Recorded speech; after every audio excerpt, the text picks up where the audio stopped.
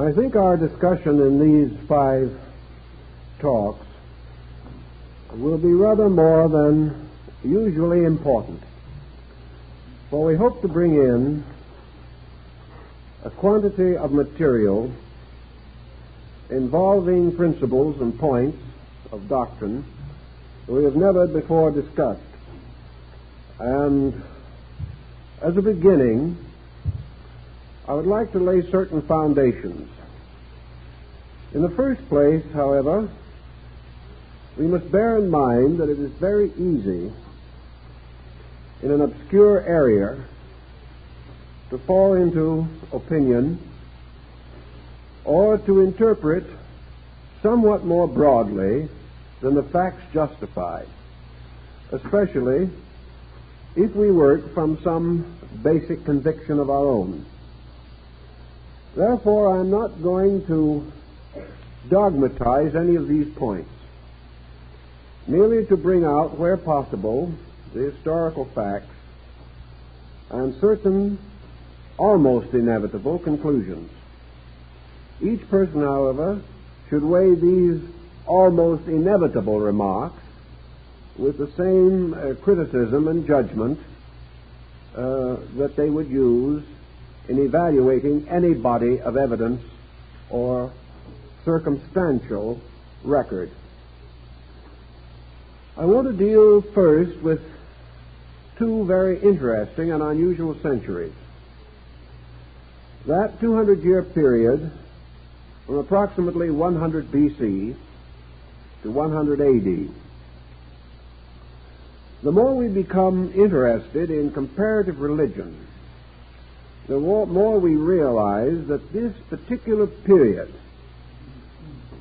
has interest and importance in widely scattered areas of human culture.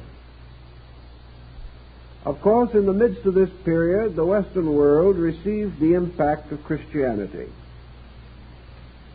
But it must also be borne in mind that the Christian faith for the first 2 or 3 centuries was a minority doctrine developing within a very restricted geographical and cultural area.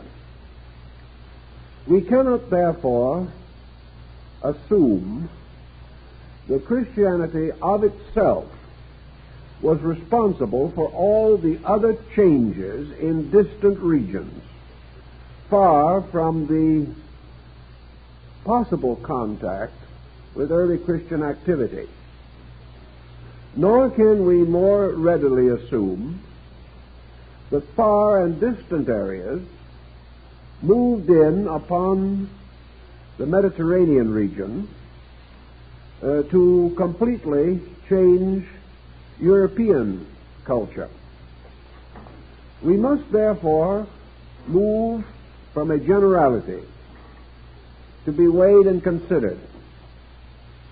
We know that about 600 years before the beginning of the Christian era, a group of extraordinary religious and philosophical leaders arose within the space of 100 years.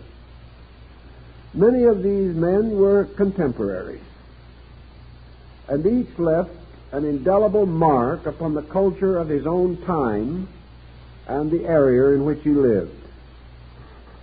China received Confucius and Lao Tzu, who were contemporaries, although Lao Tzu was the elder man. During the very lifetime of these men, India received Buddha, another of the great teachers of the world. We have the suspicion that there was a marked renaissance of Persian culture about this time, perhaps under the last of the Zoroasters, who, it is said, Pythagoras of Samos was personally acquainted with. In Greece, it was Pythagoras who established the foundations of the great age of philosophy, which may well be termed the golden age of Greek learning.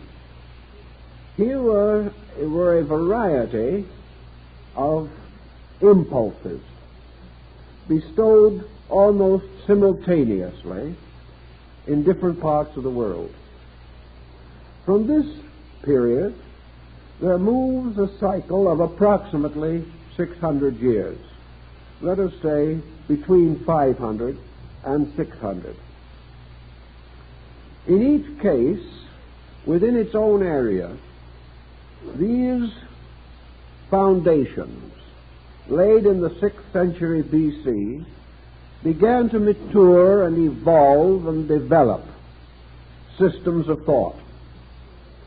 We know what happened in Greece and how the Platonic philosophy rose definitely from the Pythagorean theory.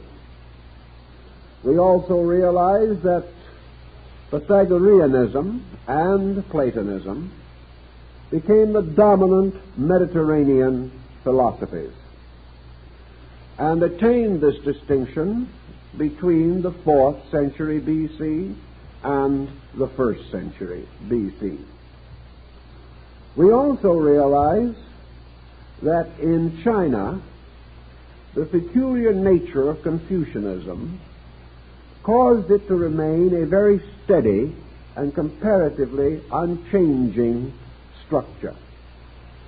Confucianism was almost totally an ethical conviction, and it could scarcely be changed or outlawed any more than we could actually change the Golden Rule. Its very structure did not permit it to become much involved in any religious or abstract formula. But Taoism, the teaching of Lao Tzu, at about the beginning of the Christian era, moved from a philosophical to a theological foundation.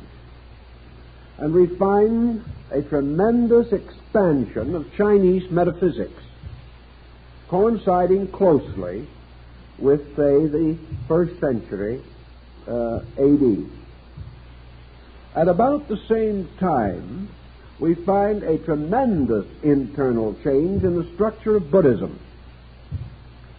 We find, as the result of the discovery of the mysterious secret books of Buddha in the Iron Tower by the Buddhist patriarch Nagarjuna, that Buddhism moved from a lofty philosophic agnosticism into a very involved, profound, and emotionally mature metaphysics, with the advent of the Pure Land doctrine, or the Northern School, Mahayana Buddhism.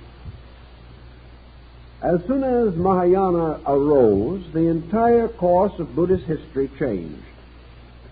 And while there are still groups clinging strongly to the old way, most of the progress in Buddhism has been the result of the Mahayana groups operating in China, Korea, and Japan.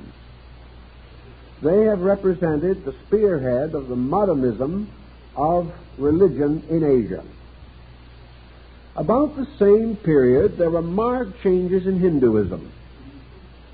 The rise of mystical and transcendental schools for the interpretation of the ancient Vedic and Puranic writings.